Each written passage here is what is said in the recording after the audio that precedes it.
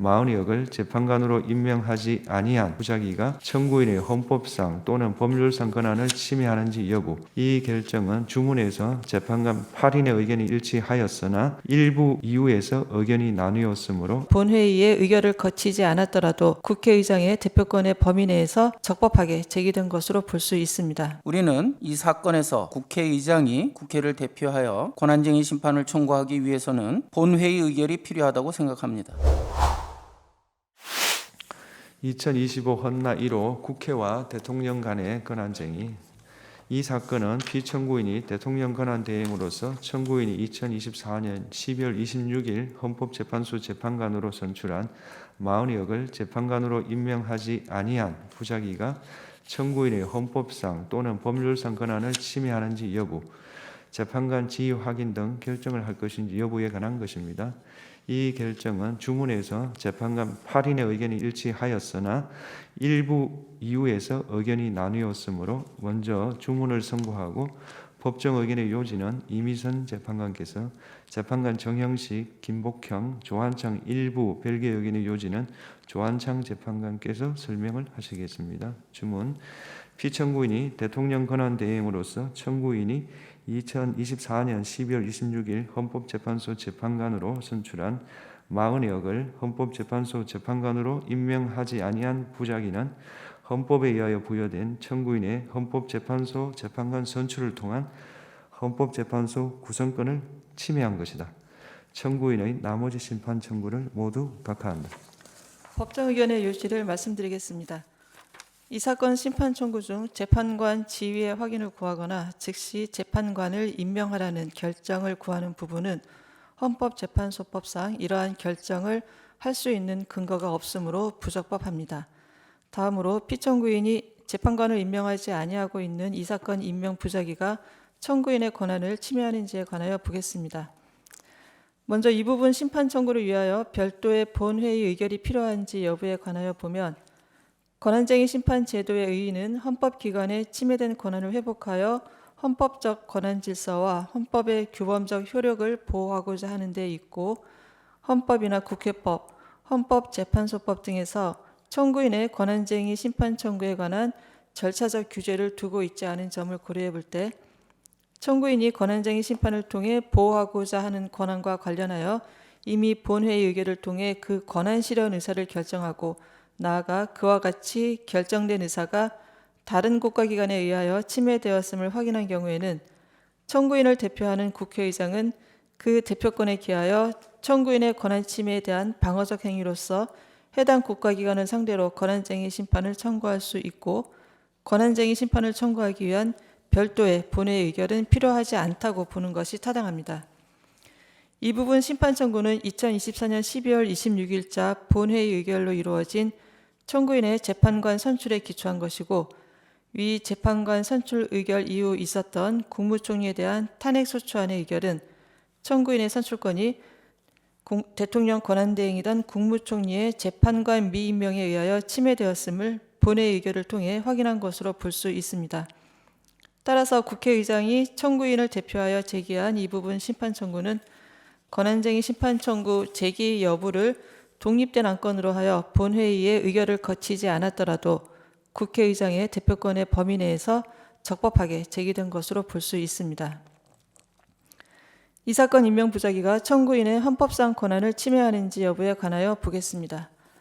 헌법 제111조 제3항이 재판관 9인 중 3인은 청구인이 선출하는 자를, 3인은 대법원장이 지명하는 자를 임명하도록 한 것은 입법부, 행정부, 사법부가 헌법재판소 구성에 동등하게 참여하도록 함으로써 권력 상호 간의 견제와 균형을 도모하고 헌법 수호와 국민의 기본권 보장을 사명으로 하는 헌법재판소가 중립적인 지위에서 헌법재판 기능을 수행하도록 하기 위한 것입니다.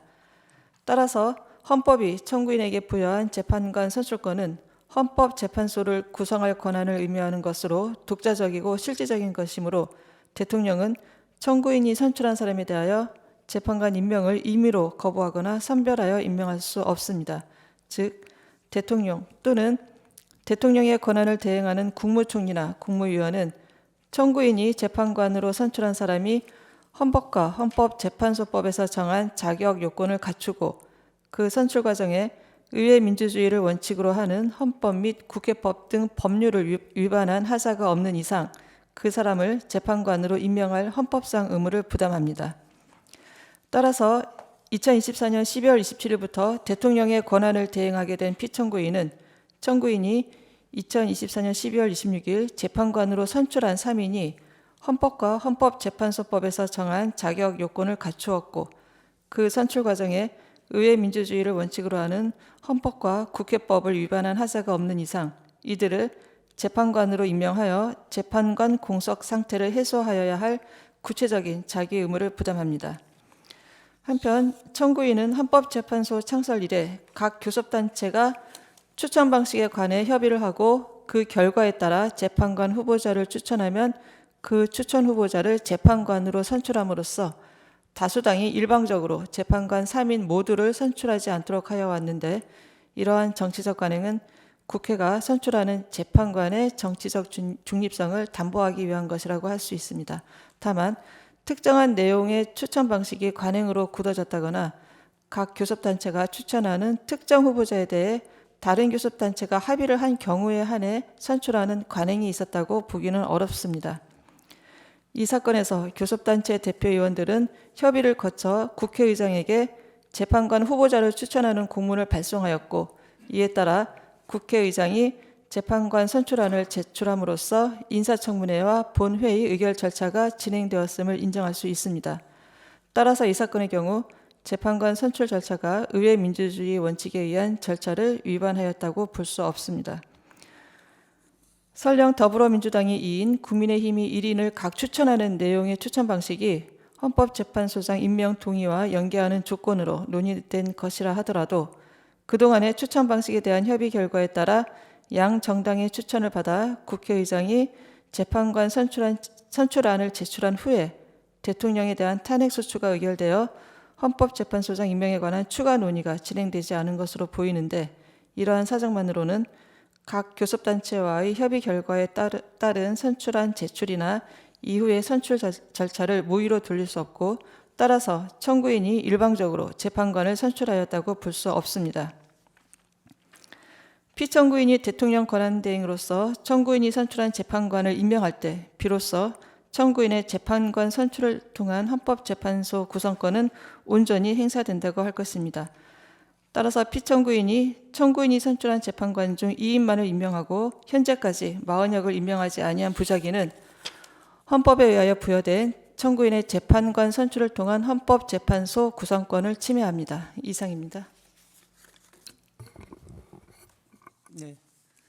재판관 정영식, 재판관 김복형, 재판관 조한창의 이 사건 심판 청구 중 권한 침해 확인 청구 부분 이하 이 부분 심판 청구라 합니다에 관한 별개의 의견의 요지를 말씀드리겠습니다.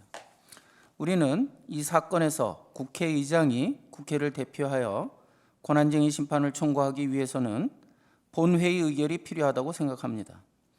다만 청구인이 2025년 2월 14일 본회의에서 이 사건 심판 청구를 지지하고 이 사건 심판 청구와 그에 따른 소송 행위가 유효 적법함을 확인한다는 내용이 포함된 결의안을 가결하여 이 사건 심판 청구를 추인하였고 이에 따라 국회의장이 본회의 의결을 거치지 않은 채 국회를 당사자로 하여 권한쟁의 심판을 청구하였다는 소송 요건의 힘결이 보정되었다고 봅니다.